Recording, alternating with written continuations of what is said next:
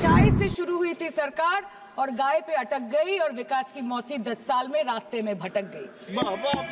ये बोलते हैं कि गाय हमारी माता है पर माँ की रक्षा करना इन्हें नहीं आता है। इस देश के लोगों का यही है किस्सा कि जिसको जिताया वो राजा की तरह जाएगा और जिन्होंने जिताया वो फकीर की तरह। सरकार उनको रिलीफ नहीं देती है जो विदेश में जाके मिल्क शेक और लाते की चुस्कियां लगाते हैं।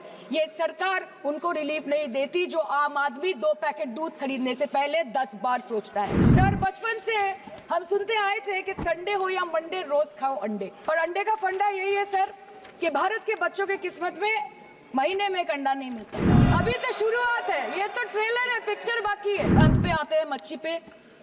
आप लोगों को ज्यादा पसंद नहीं पर हम क्या करें, हम तो माछे भाते बंगाली है, हमको तो बोलना ही पड़ेगा। 3 से 303 से 240 के आंकड़े बोलते हैं कि इस बार जो आप चले गए तो दोबारा लौटने की संभावना नहीं होगी। नीट के घोटाले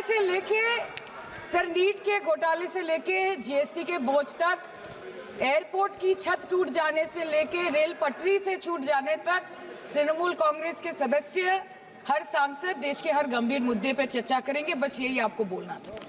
Respected sir, Mahamati Manush is the Magna Carta of the governance of West Bengal and our party, and I feel truly honored that today I have been given the opportunity to talk on a ministry which is intrinsic to the Mahamati Manush of the country. हमारे किसान अपनी मवेशी को, अपनी फसल को माँ की तरह पूछते हैं। जिस खेत में वो हल चलाते हैं उस जमीन को नमन करते हैं। But does this major sector get support from the government? Sir, Indian agriculture supplies around 58% of India's livelihood and is a principal source of income for half of the population, accounting for 17 to 18% of the country's GDP. 70% of India's rural poor depend on livestock and farm animals. But does this sector get what it deserves? इसका जवाब अगर आप देश के किसान से पूछेंगे तो वो आपको यही बात बोलेंगे कि चाय से शुरू हुई थी सरकार और गाय पे अटक गई और विकास की मौसी 10 साल में रास्ते में भटक गई।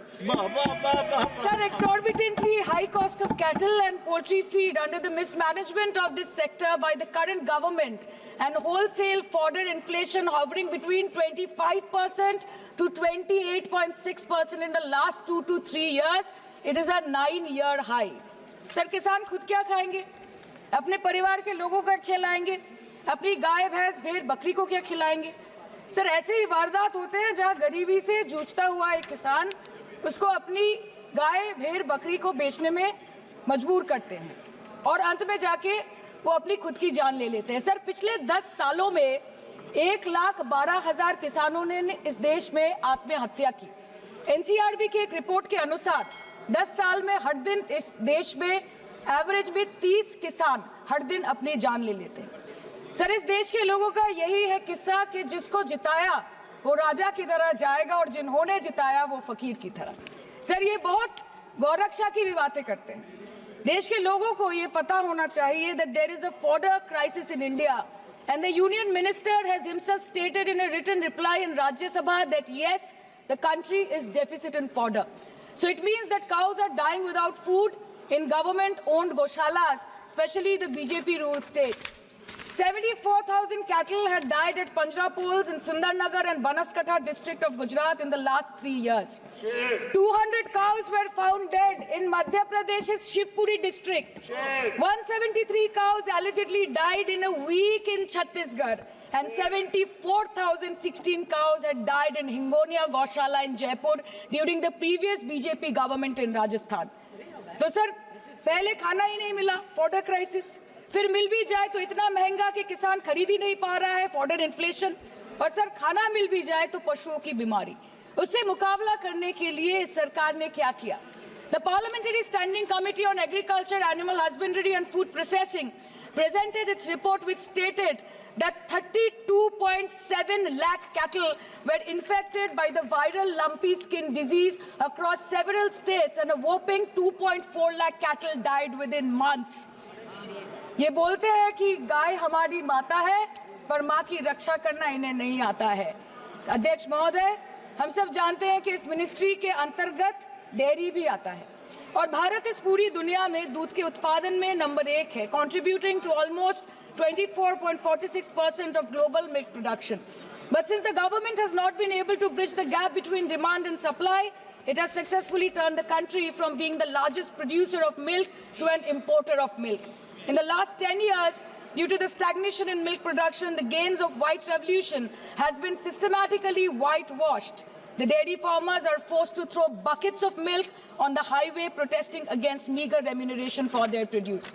And the price of milk, on the other hand, has increased by a massive 55% in the past 10 years.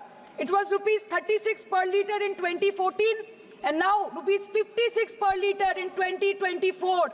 When this government came to power, the first thing the milk producing companies regulated by it did was to increase the price of milk by rupees 2 per litre. This was their revenge on the people of India for not providing a majority to the BJP.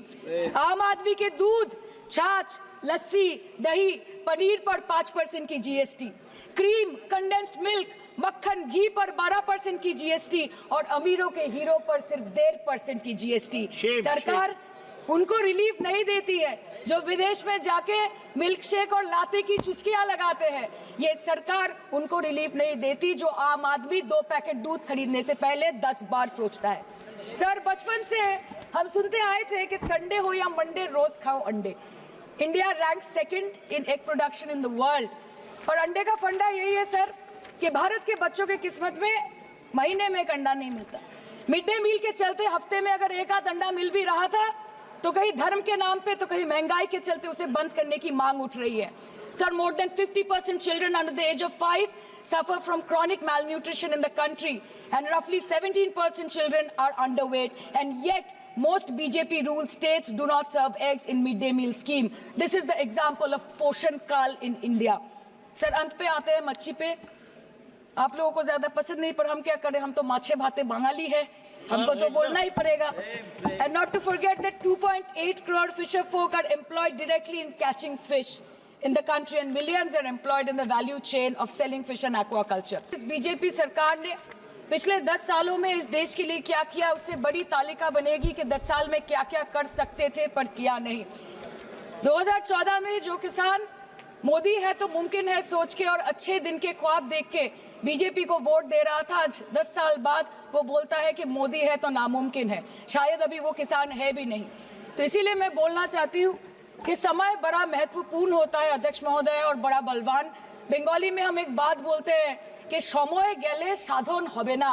इसका मतलब यही है कि अगर समय चला गया तो साधना नहीं होगी, अगर भक्त रूठ गए तो आराधना नहीं होगी।